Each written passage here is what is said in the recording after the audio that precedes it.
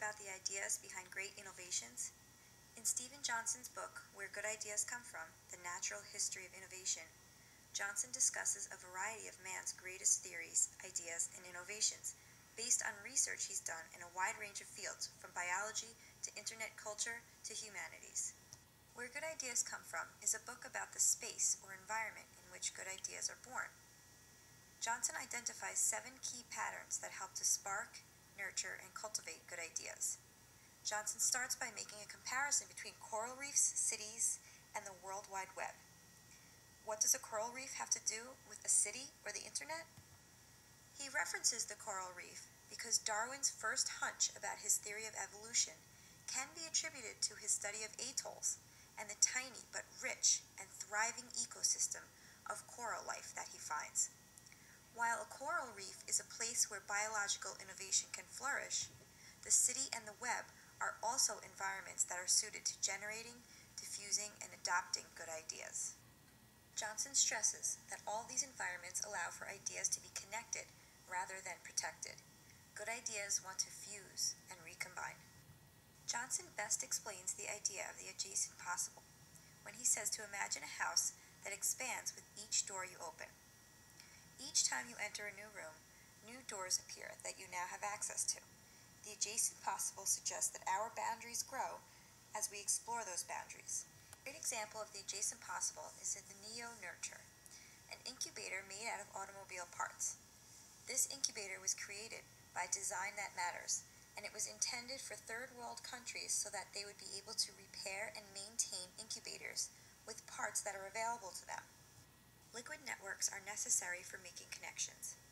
A liquid network must be densely populated and plastic. In other words, it needs to provide a lot of opportunities for new connections to be made, and for these connections to be configured in a different way. So what does this mean in real life?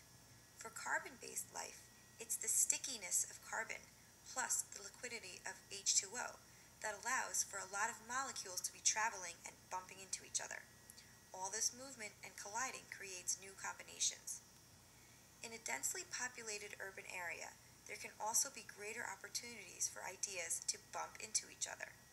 The urban environment also allows for diffusion of ideas to even more eyes and ears and minds. Johnson relates how northern Italy was the most urbanized region in all of Europe during the Renaissance. Just as molecules and cities can be liquid networks, architecture can also affect the ways our ideas travel. Office buildings are moving toward less cubicles and more fluidity. MIT's Building 20 had an extraordinary track record for cultivating breakthrough ideas. Through the use of temporary walls, it was easily reconfigured to meet the needs of each new project. You know that famous eureka moment? Well, it probably didn't happen that way. According to Johnson, most hunches that turn into important innovations unfold over much longer time frames. Johnson calls this the slow hunch. Slow hunches need time to be cultivated, time to bloom. They need a spark and the right kind of environment.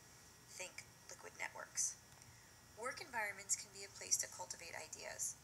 Interestingly, Google has set up something called Innovation Time Off, during which engineers have quote-unquote free time to work on personal projects. Google says 50% of their new products, including Orkut, an Indian social network, and Gmail, have been derived from Innovation Time Off. Slow hunches need to be connected too. Johnson tells of what he calls the failed spark in a 9/11 related incident involving the Phoenix Memo and a Minnesota Flight Academy, 2 hunches that were never connected. You'll have to read the book for that.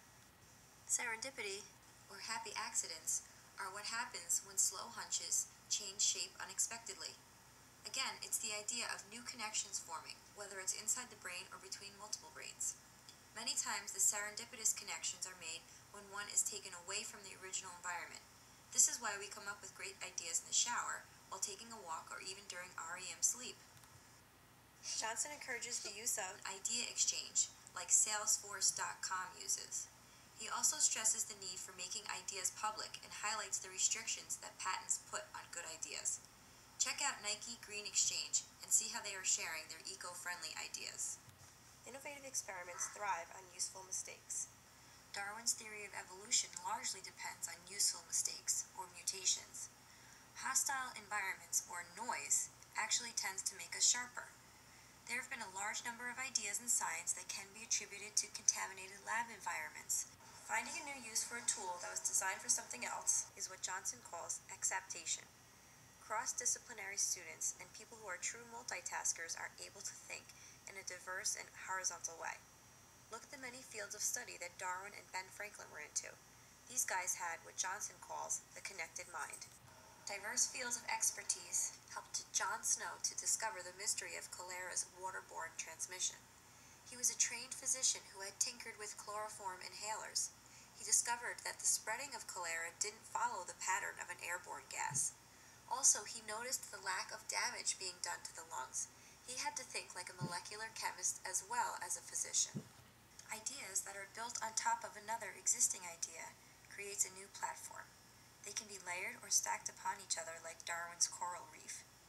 Johnson gives a great example of how the technology used to trace the signal sent out by Sputnik in 1957 has led to the everyday use of GPS for our iPhones and Blackberries. Johnson gives us sound advice in cultivating good ideas. Forget the eureka.